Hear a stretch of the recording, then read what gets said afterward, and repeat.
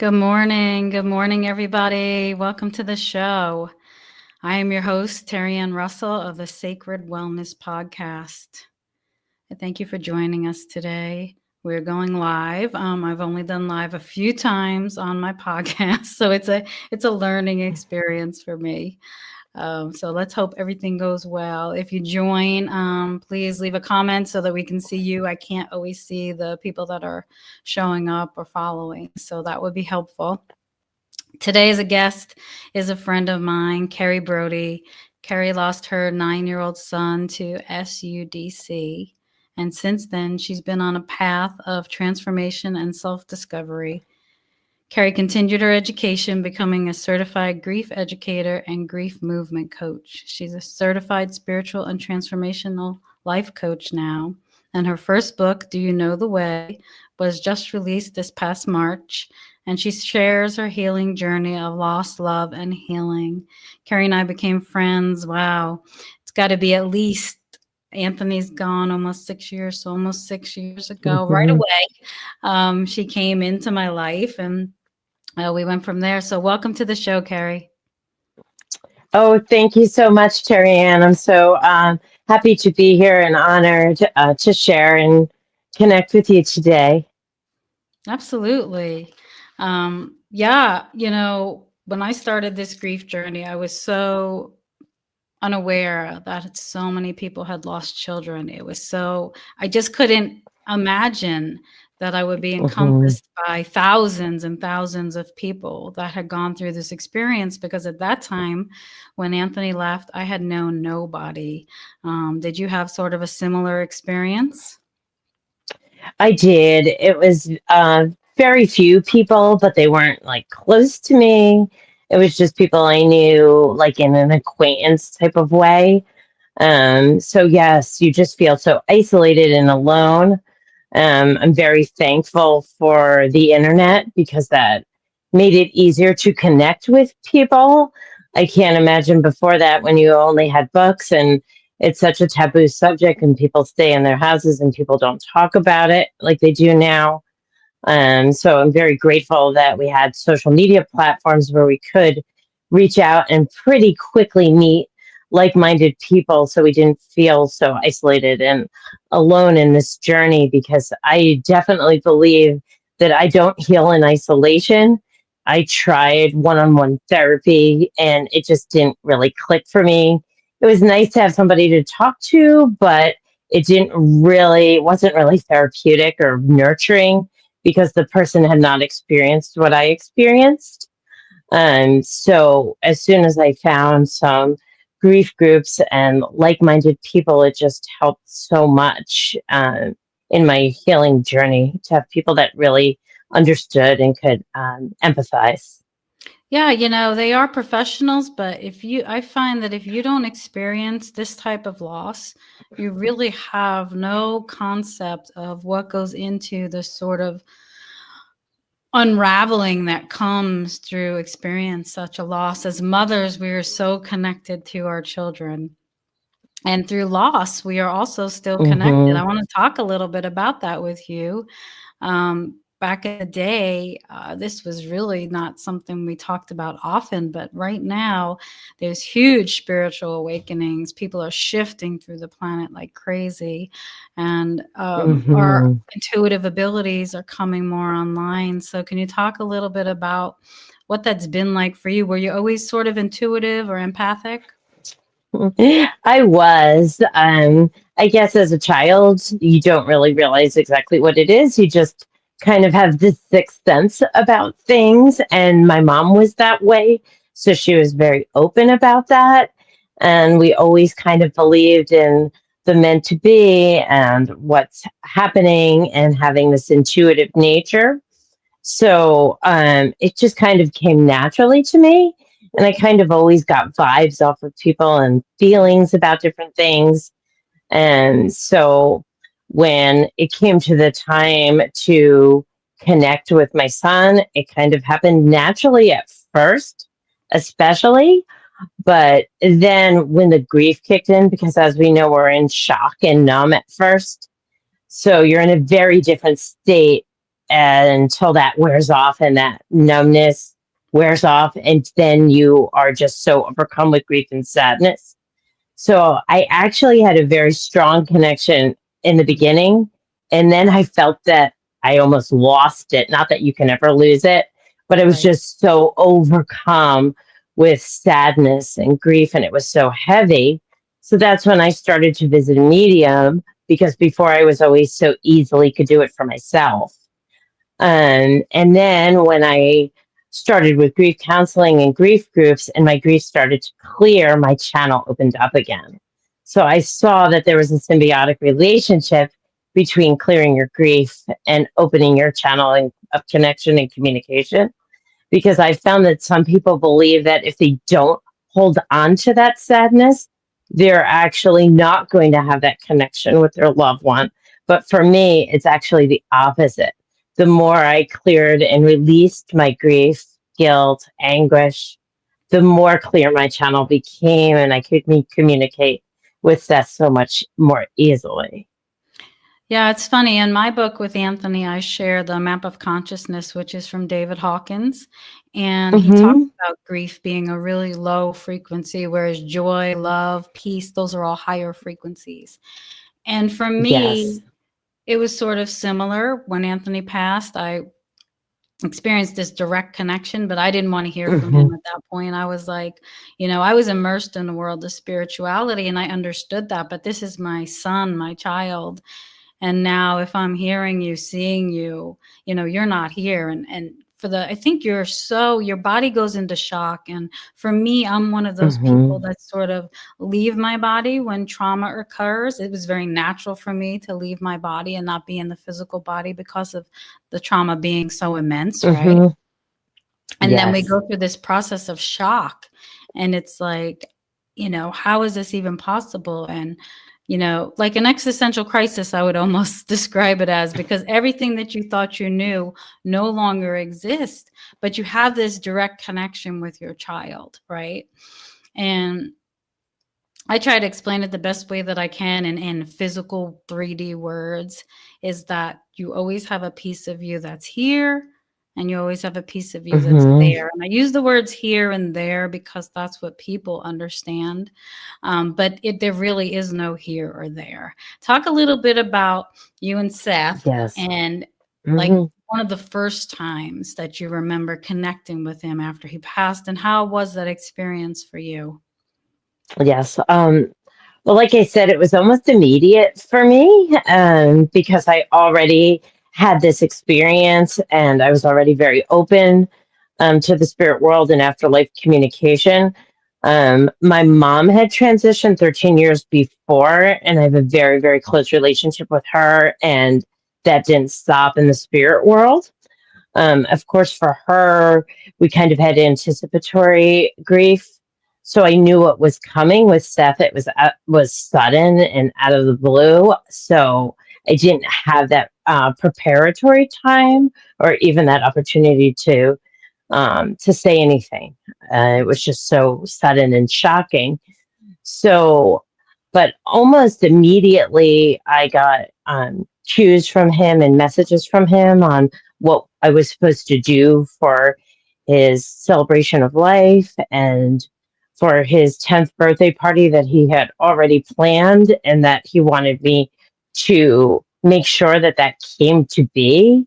So I was getting messages so very quickly, and I think that kind of helped me through those really, really early days when Mhm. you are in shock and dismay. I call it the shattering, and that's what I refer to it as in my book, because my life was totally shattered. Like, you just took like a piece of like glass and you just drop it from 10 feet above and it goes everywhere. That was my life. Like, before, I like to say it was perfectly imperfect. I was so happy, had everything, all my ducks in a row. We were uh, married, 2 kids, 6 pets. I was homeschooling one child, another child was going to Montessori. We were just in a really good place in our life. And then it was broken open, shattered, cracked into a million pieces all over the place. So, in trying to put those pieces back together in some haphazard way, um, the connections with Seth kind of helped me build that.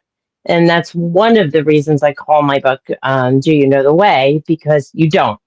You have no direction, you have no idea, and you don't only have to recreate your life, you have to recreate yourself because, like you say, one part of you here and one part of you there. Yep, I say one foot here and one foot there, doing this dance back and forth, but you just have no idea what to do, where to go. It's like you have to relearn everything again. I'm also 6.5 years out, and I like to say grief is like years, like you started your life over again. So you have to relearn how to do almost everything. Nothing is like it was before. I say that that was life one, and this is life two. Life was bisected through this, but he helps me, and he helps me find my way. He gave me the title of my book. He insisted that we were going to write a book together. And the book is more than 50% channeled through him. It would have never happened if it wasn't for him, along with becoming a grief educator and many of the things that I've done now.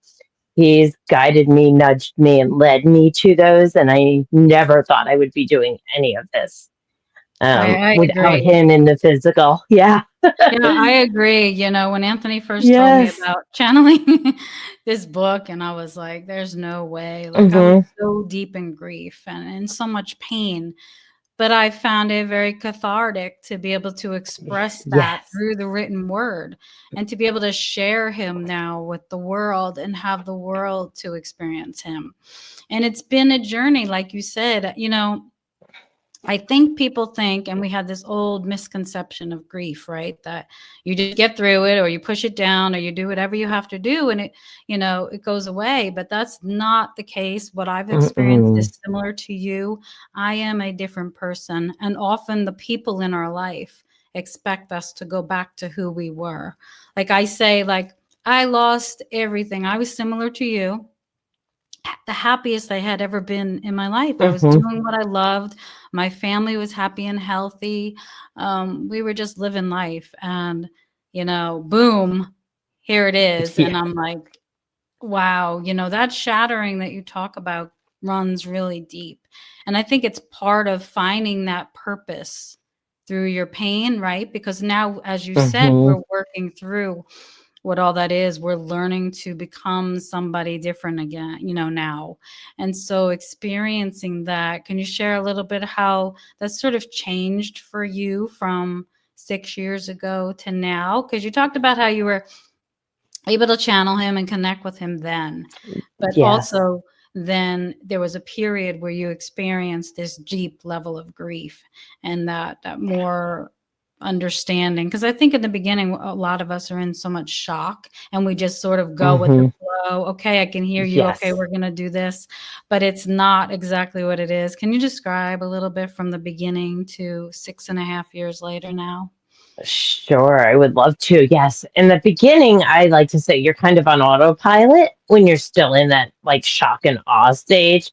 You're just like going through the motions until it really hits you. And probably like between 2 to 3 months is when it really hit. And I went into like kind of a deep and dark place down a hole where I didn't want to see anybody. I didn't want to talk to anybody. I just did whatever I had to do, to like barely survive. I would say I was in survival mode, for myself, for my daughter, the things that you just have to do. Hmm. But I basically just sat and cried 24/7, and I had no idea what I was going to do, how I was going to do it, or why I would want to. I felt like all of my purpose and meaning in life was gone. And I didn't really have any motivation or any will, to do anything about it. And that's one of the reasons why I do my book in Hmm. who, what, why, where, when, and how. Something really easy for people. And we kind of all know that I was a preschool teacher in life one, I was a preschool teacher. And We just needed to start over and figure out how are we going to do life, why we want to do life anymore, what Right. I was going to do now. So I kind of went through that. And I knew it was really important to me to find and connect with Seth in spirit, that that was going to be one of the ways that I would survive. And so I had to find grief groups and grief counselors and grief coaching that understood that, along with healing. And luckily, I was able to find those people and connect with them so I could get all the support that I needed, physical, mental, emotional, and spiritual, to bring all of those together. Mhm. And it was really, really difficult. And I had to be really committed to it. I, for me, I work on my healing every single day still now. And I work on my connection with Seth every single moment of every single day. I live in the present moment because the past I can't bring back. And then I just start longing and clinging and wanting that back. And that's not possible. So then I'll wallow and get stuck over there.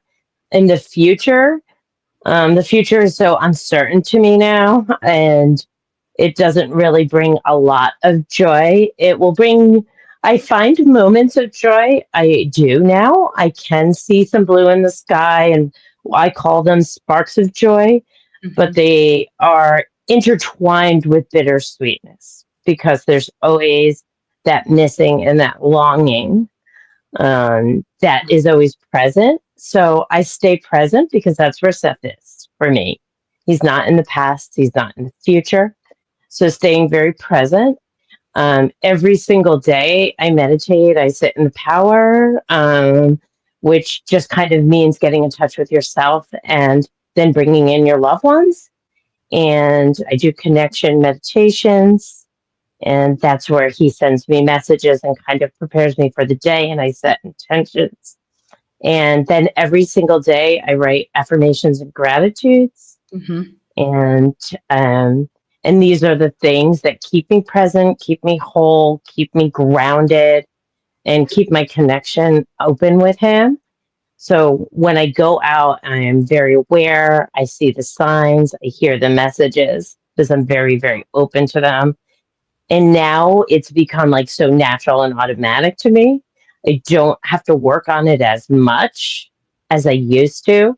Right. Um, but it's still every single day to me, healing, connection, this spiritual awakening and awareness. It's every day. It's not like we do it and then we're done. We got to the finish line and now grief is gone and we're spiritually aware and we've arrived. Right. And to me, it's a new way of life. It's something that I do every single day. Every Yeah, single moment, I'm always like working brushing on your my teeth. healing. Exactly, exactly. Meditating for me and writing gratitudes or and journaling is the Yeah. same as brushing my teeth every single day, morning and night. I like that. And I think that's important to share is because people think, in our grief journey that there's a certain point, and things sort of shift and change, and that is true. But if you're not in there deep in and doing the work and being present, Hmm. many of us are so indoctrinated to focus on the future, or we're Yes. indoctrinated to focus on the past, what we lost, what we don't have anymore, what we could have had, what should have been. And if you get caught in either of those two places, what happens? We get stuck, and we get stuck Hmm. in a very low frequency, a very low place. And often, I think those places are where we find I think they're necessary, because I think those are where we really do find that purpose from within, right? This pain had purpose. For me, I had to believe that this was for a reason. There was some sort of contract. And when I learned about Hmm. contracts before he passed, Yes. I had really, even then, no. concept of what that truly meant until he passed and understood that contract deeper, what it would mean for him afterwards, for me afterwards, and then the direct connection that we had together. So these soul journeys I talk about often encompass many different people that we meet in our lives. Like when I met you, I just felt very connected to you. We've Hmm. never met in this life. And, it goes deeper than just us both losing a son, right? Hmm. I Yeah. believe so. Yeah. So the soul journey really is about the people we've traveled with before. And what I often find is our children come together in this space and they introduce us and then they're like, okay, take it from here. But what I love is that people are opening more to this awareness that, we are so much more than just what we experience here in our physical body, the physical, the mental, emotional, and spiritual that you talk about, and the sort of balance Hmm. that we need to have, not only when we're in grief, but in our everyday lives, right? Because that really Yes. is necessary for us to find that purpose through. Explain a little bit about when you were hearing him say, because I know for myself it's like a laugh now. You're gonna write this book and this is what it's gonna be about and we're gonna share it, and you're like, no way. Share a little bit about that.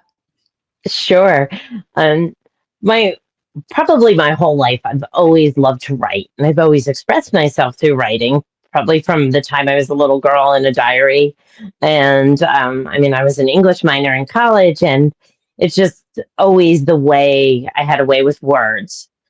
So from the time Seth passed, of course, I journaled immediately, and I would journal, journal, journal. I have so many journals and things that I've written on the computer, but they are like my heart. They're sacred, and I, I many times I said I would never ever share any of this. It's too vulnerable, and so probably for about the past 2 years, both Seth and mediums were telling me that I was going to write a book. Even some people that I didn't know as well said, "Oh, maybe you'll write a book." And I was so resistant, Terry Ann. I was like, "No, never writing a book. I'm never sharing any of this. This isn't something that I want to put out there. This was just for me."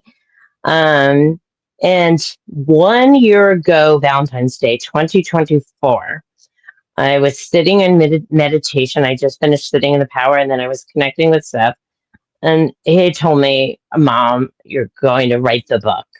You're going to take all those journals, and I'm going to help you, and you're going to write the book." And again, I was resistant. I told him, "No, no, no, we're not writing a book." He said, "We are. And we're doing it together, and we're calling it Do You Know the Way?" So I said, "No, no, we're not." And he said, "Yes, we are." And this image, now he was a meme junkie and he loved Knuckles, who always said in a funny little voice, "Do you know the way? Do you know the way?" And he always said that to me when he thought I wasn't being cool enough or I wouldn't let him do something he wanted to do. He'd say, "Ma, you don't know the way." So when he showed me this, and then I remembered that he always said this, and that I had even said it in my eulogy to him that I don't know the way to do this life without him physically here. Yeah. And then he brought Knuckles into my mind, and he showed me the title, and he showed me what the cover was going to look like because he painted this picture a month before he died Oh, that's beautiful. in his art class at school, and it's water and mountains and a bridge that you can't see the end, so you need to find your own way. So he showed me all of this, and I still was blocking it out. So I got up from my meditation cushion. I went into the shower, which I do many, many times because that's so cleansing and clearing Yeah. for me. And I do get a lot of messages with the water because being It's a so conduit. close. Yes. Hmm. So, and he's a water sign, and we all love the beach and the water. The words and what I was writing were coming so fast. I had to jump out of the shower, put a towel around, and just write, write, write. And we wrote like the first couple of chapters of the book right then and there. So then a friend of mine had just published a book, and I knew she used a publisher. And for some unknown reason, I just start texting her. And I'm like, what am I doing? And she's like, oh, you're writing a book? That's great. I'm like, no, I'm not writing a book. And before I knew it, she connected me with her publisher. I'm talking to the publisher. I'm signing a contract and I'm writing a book. So that was 1 year ago, February 14th, 2024. And then my book was starting to emerge and be born. And I wrote pretty consistently for about 6 months. Mm-hmm. And then I hit a total roadblock. And I told him, we're not doing this. I can't do this. I can't write anymore. I am totally blocked. His 6 year anniversary was coming up. And originally, I was going to publish the book around the holidays. My publisher had told me this is a really good book for people to give to those that are grieving and missing and hurting and help them get through the holidays. So my original date was to publish it like the 1st of December, Mm-hmm. but I was in a total block. I couldn't write at all. And I told my publisher I can't do it. And she said, yes, you can. You can do it. We can change the date. And Seth came to me again in meditation and said, Mom, you can write it. You just had the wrong date for publishing.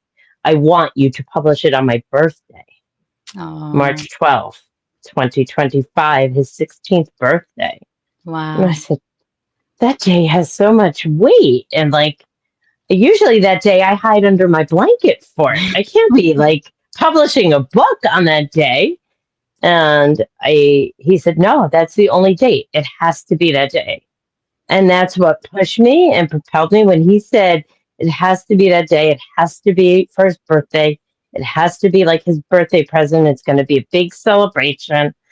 I, I cleared the block and then I was able to finish it. And then, like I said, I usually hide away and I don't talk to anybody and I don't come out on that day. I did a Zoom for the launch of the book because he told me you have to do that. Right. And I asked him why. I said, why would you make me do that? And he said, because I love to be online and I love my friends, and you need to be online with your friends on my birthday. So Yeah. I that find is that how true. the book is born. Yeah, I find that's true. I did so many shows around Anthony's birthday, and things would just organically come into me that I needed to be in this group or I Yes. needed to be on a podcast, and it would always turn up with the people that I would be so connected with through him on his birthday or his anniversary. Those are the days that we're at our Yes. lowest, right? We were like, I don't want to do anything, and they're Yes. like, No, you're gonna do it. Yes. Yes. It's like they just know. They know what we need more than what we Yes. know what we need. Yeah. Absolutely. Because yeah, it made the day, it was so different than years past.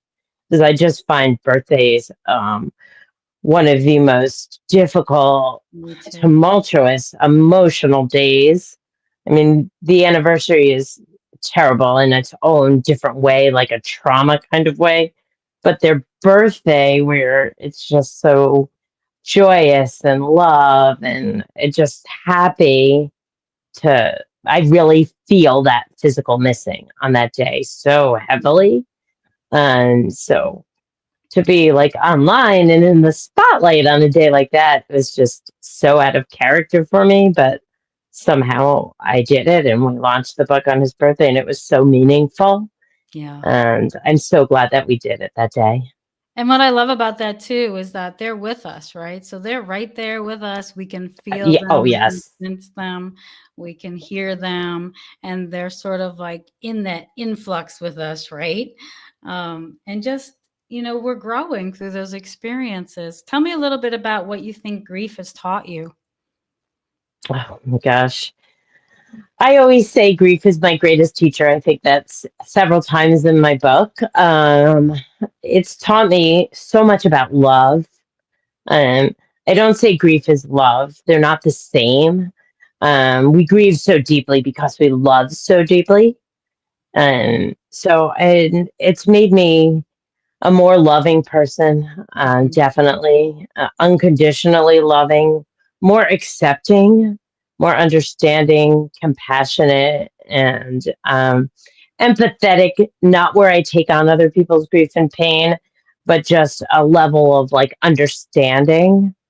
And I view the world a totally different way now. Yeah. I thought I would view the world with anger and hatred, but it's actually the opposite. I view the world um, with grace and humility and gratitude. So much gratitude. I'd like to think I was grateful before, but not like I am now. I Yeah. just don't take anything for granted. Like nothing, because you just don't know. Anything could be taken away from you. So every present moment, I'm so much more present and Yeah. not always in my phone, and I'm not always like somewhere else. I attempt to be extremely present with the people that are here. And I would say I'm less religious, but more faithful. Like I have Mhm. so much more deep spirituality and faith and belief and trust than I did before. And Yeah, all you're that is following the because of way. this experience. Yes. Yes. And and much more aware. Yeah. Much more aware and mindful and noticing things at a Mhm. different level. Yeah, I love that. Tell us where people can find your book and how to get in touch with you. Yes. My book is on Amazon. It's called Do You Know the Way? You can get it in a Kindle e-reader version or the paperback. And I also have a website. It's Heartfelt Healing with Carrie. And my Facebook page is called the same. And my Facebook group is private for coaching clients, but it's by the same name. But you can reach out to me. My website has a contact me page, and that will put you onto my waiting list. I'm sorry, onto my mailing list, or you can join my Facebook page, my Heartfelt Healing with Carrie, because probably in a couple of months for everybody that has my book. I'm going to be doing a free class where we follow along with the book and have a discussion about it. And then I also offer grief coaching and grief movement on a one-to-one basis.